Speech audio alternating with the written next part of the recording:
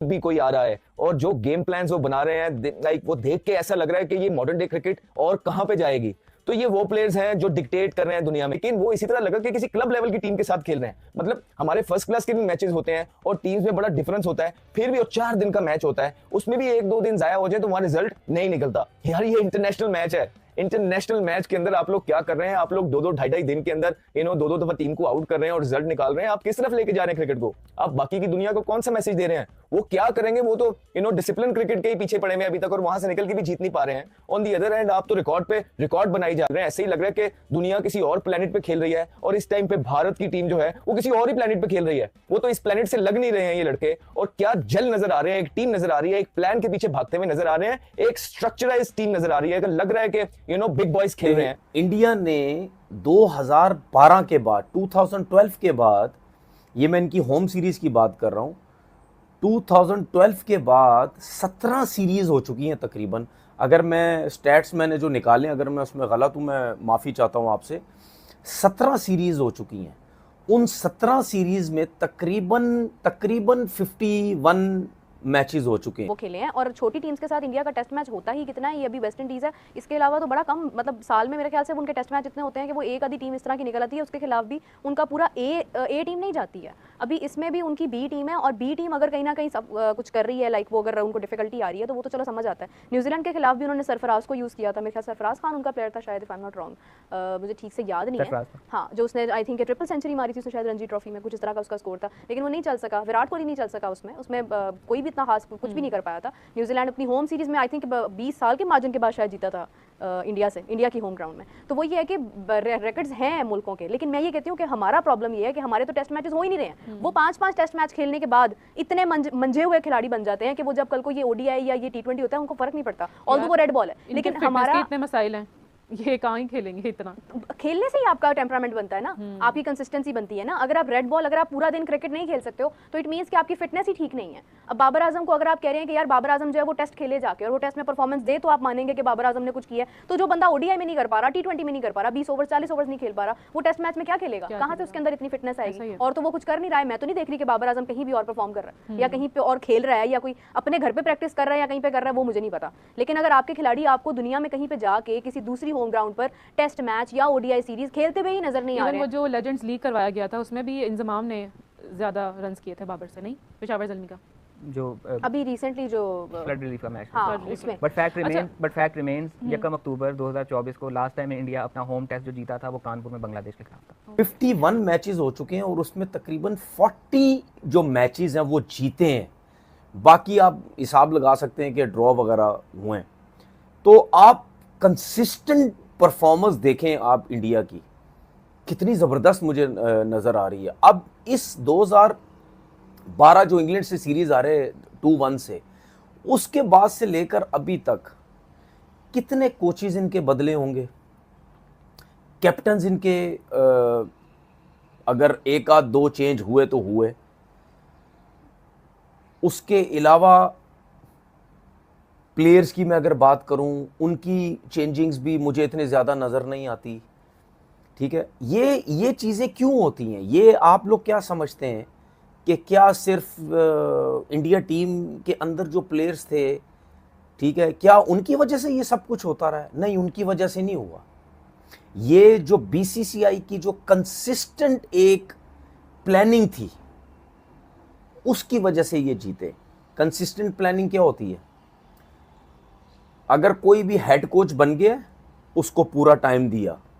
मैंने नहीं कभी देखा या सुना कि अगर कोई इंडियन टीम का सिलेक्टर है, कोई भी चेयरमैन आता है, पहली तो बात चेयरमैन मतलब यानी ऐसा आता ही नहीं जो मेरिट पे ना हो, सारे वो नीचे से सिस्टम से उठ के आते हैं। ठीक है, उनके चेयरमैन, ऐसा नहीं होता कि जो गवर्नमेंट इंडिया की आती है वो वजीर आजम उठा के चेयरमैन बना देता है, ऐसा नहीं होता। ये जो मैं इंडिया की 2012 के बाद जीत बता रहा हूँ ना, ये भी इसका एक सिस्टम का हिस्सा है कि चेयरमैन जो है वो मेरिट पे होना चाहिए। अच्छा, उसके बाद आपने, मैं कोच की बात कर रहा था, आपने कभी सुना कि कोई भी गवर्नमेंट आई उसने धक्के दे के किसी कोच को निकाला हो बाहर, या किसी कोच को धक्के दे के बोला हो कि भाई ये आपके 2 साल रह गए थे, ये ले जी बाकी आपके पैसे और आप खली वली हो यहाँ से, हमें आपकी ज़रूरत नहीं है। या कभी कोई भी क्रिकेट बोर्ड बीसीसीआई का आया हो, उसने कभी बोला है कि भाईजान कप्तान आप थे, चले जी आप फारिग हुए, आपको हम पसंद नहीं करते, आपकी जगह कोई और कप्तान आएगा? कभी भी नहीं हुआ। ना मैंने कभी सिलेक्टर्स को देखा, ना किसी को। जो भी बीसीसीआई का चेयरमैन आया उसने कभी भी कप्तान को नहीं छेड़ा, कभी भी उसने सिलेक्टर्स को नहीं छेड़ा, कभी भी उसने हेड कोच किसी को नहीं छेड़ा। और कभी भी ये जो परसेंटेज मैं बता रहा हूँ ना, इतने मैचेस जीतने के, ये आपका जो डोमेस्टिक क्रिकेट का स्ट्रक्चर होता है ना, ये उसमें भी काउंट करता है। जब आप हर साल, मैंने कोई 15-18 साल डोमेस्टिक क्रिकेट खेली, हर सीजन हमें पता ही नहीं होता था कि हमारा सीजन हो कैसे रहा है। अगर मैं कराची से खेलता था, मुझे पता ही नहीं होता था कि मैं कराची के मैचेस, मेरे कितने मैच कराची में, कितने पंजाब में, कितने कहाँ पे हैं, ठीक है, कोई पता नहीं होता था। बॉल्स कौन सी, हर season ball change, ground change, system change, पता नहीं क्या ड्रामाबाजियाँ सब कुछ होती रहती थी। सही है, मैंने इंडिया में कभी भी नहीं देखा, कभी भी नहीं देखा। तो आपकी टीमें बनती कैसे हैं?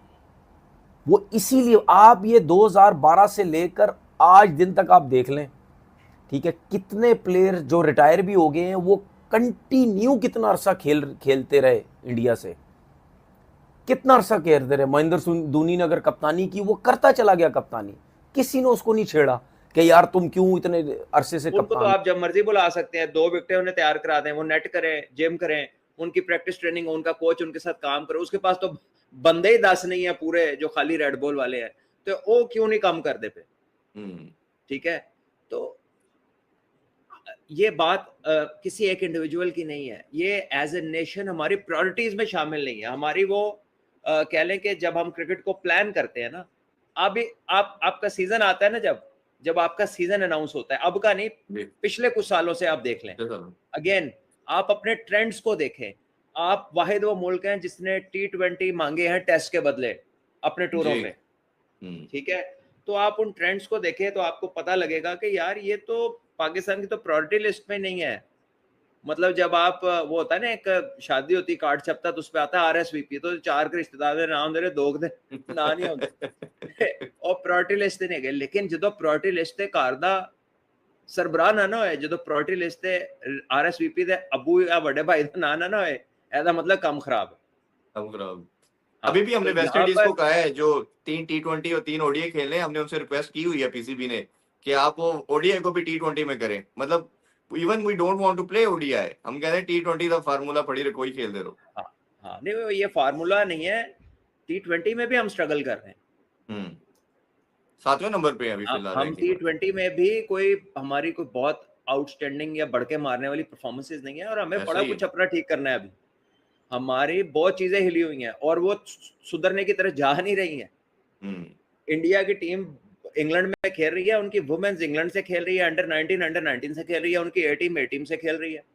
तो पाकिस्तान ने पिछले 2 टूर कितों दे डार्विन दे हुन। नमस्कार दोस्तों, स्वागत है ठीक दोस्तों है? संसार न्यूज के एक नए वीडियो में। दोस्तों, भारत और वेस्ट इंडीज़ के बीच पहला टेस्ट मैच खेला गया और दोस्तों भारतीय टीम ने क्या वेस्ट इंडीज़ को एक तरफा मैच हराया। जी हाँ दोस्तों, एक इनिंग से हरा दिया और 140 रन से मैच भारतीय टीम जीत लिया है। जी हाँ दोस्तों, भारतीय टीम की जिस तरह से परफॉर्मेंस रही है वेस्ट इंडीज़ के खिलाफ, जिसको देखकर पूरी पाकिस्तानी मीडिया हैरान है, क्योंकि दोस्तों यही वेस्ट इंडीज़ की टीम जब पाकिस्तान गई थी तो पाकिस्तान को इन्होंने पाकिस्तान के घर में एक मैच हराया था और जीता था, जिसको देखकर पाकिस्तानी मीडिया ये करी कि हमारी जो टीम थी इस तरह से वेस्ट इंडीज़ से मुकाबला नहीं खेल पाई थी। जिस तरह से भारत ने जो वेस्ट इंडीज़ के साथ मुकाबला किया, जिस तरह से एक तरफा मैच हराया है, जिसमें दोस्तों भारतीय टीम की चाहे बल्लेबाजी रही हो चाहे गेंदबाजी, दोनों कमाल की रही है। जी हाँ दोस्तों, बल्लेबाजी की बात करें दोस्तों, पहले राहुल ने शतक मारा, फिर इसके बाद ध्रुव जुरेल ने शतक मारा, 125 रन की पारी खेली, फिर इसके बाद रविंद्र जडेजा, जी हाँ दोस्तों, रविंद्र जडेजा 104 रन की पारी खेले थे कल। और इसके बाद जो जिस तरह से वो पहले ऑलराउंडर बन चुके हैं दोस्तों, भारत के बल्कि पूरी दुनिया के पहले ऐसे ऑलराउंडर हैं जो टेस्ट में नंबर 1 है। जी हाँ दोस्तों, जिसको देखकर पूरी पाकिस्तानी मीडिया यह करिए कि हमारे पास कब रविंद्र जडेजा जैसा ऑलराउंडर आ गया। वो देखो बैटिंग में भी 100 रन मारता है, बॉलिंग जब आती है तो बॉलिंग में भी 4-5 विकेट लेकर चला जाता है। इस तरह से ऑलराउंडर अगर हमारे पास भी आ जाए तो शायद हमारी टीम भी इस तरह से मैच जीतेगी, क्योंकि दोस्तों भारत जिस तरह से खेल रहा है टेस्ट क्रिकेट, चाहे T20 क्रिकेट, चाहे ODI क्रिकेट, तीनों फॉर्मेट में डोमिनेट कर रहा है भारत किसी भी टीम को। और जिस तरह से भारत क्रिकेट खेल रहा है, ऐसा लग रहा है कि आने वाले समय में भारत को हराने में ऑस्ट्रेलिया जैसी टीम भी बहुत कतराएंगी, जिस तरह से भारत इसमें क्रिकेट खेल रहा है। क्योंकि दोस्तों अभी भारत चैंपियन ट्रॉफी भी जीत के रहा है, जिसमें अनबीटेबल रही, फिर इससे कप जीत के आ रहा है, उसमें भी अनबीटेबल रही, और चैंपियन ट्रॉफी में भी T20 वर्ल्ड कप में भी अनबीटेबल रही। तो दोस्तों कहीं ना कहीं भारत की जो परफॉर्मेंस है वो लगातार बढ़ती हुई जा रही है। और भारत की जो टेस्ट की भी जो दूसरी टीम बनी, उसमें भी सब नए नए लड़के हैं, और जिस तरह से लड़के परफॉर्मेंस कर रहे हैं, चाहे ध्रुव जुरेल हो, चाहे जैसे नीतीश रेड्डी, जिस तरह से ये सब परफॉर्मेंस कर रहे हैं, कहीं ना कहीं भारत को बहुत ही आगे लेकर जाएंगे। तो दोस्तों इस वीडियो में इतना ही। अगर आपको ये वीडियो अच्छा लगा तो इस वीडियो को लाइक करके हमारे चैनल को सब्सक्राइब करना बिल्कुल मत भूलिएगा। धन्यवाद दोस्तों, मिलते हैं नेक्स्ट वीडियो में।